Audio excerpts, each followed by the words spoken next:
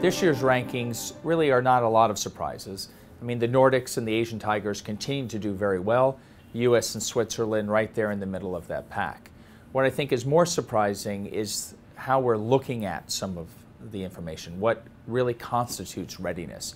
And I think we're going to see some big changes in what we recognize as readiness over the next 10 years versus what we've looked at over the last 10 years.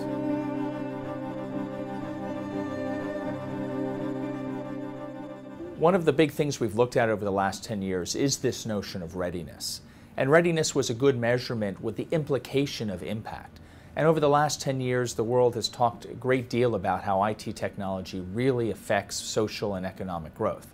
Over the next 10 years, we want to spend a lot more time looking at how to measure that impact, whether it's in the social side of growth, like in health or education, or even in commercial and economic growth, particularly around innovation. So the next 10 years, a lot more thinking about that. And with that, we're pleased to announce the launch of our new data platform that will be supporting the kind of data necessary to look at what this impact represents.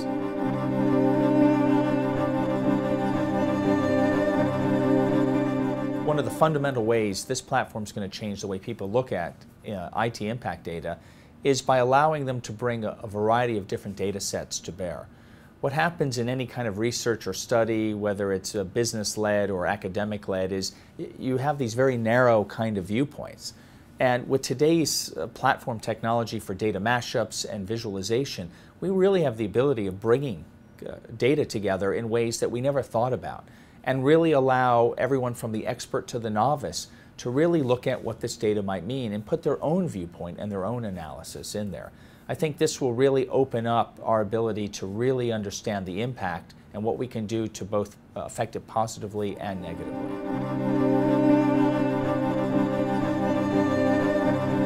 What's really interesting about IT impact data is it's not about IT professionals. This is really about the applications in the various spaces. So for instance, if we're looking at how we can rapidly move through vaccinations in impoverished areas in the notion of healthcare, we can start to look at that certain types of IT technologies enable that kind of capability.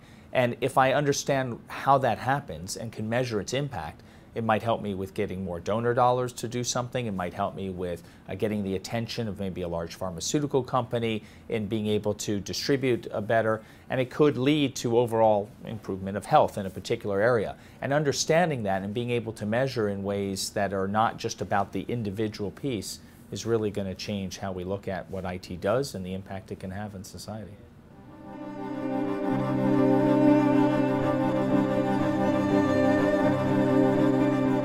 I think we're at a crossroads.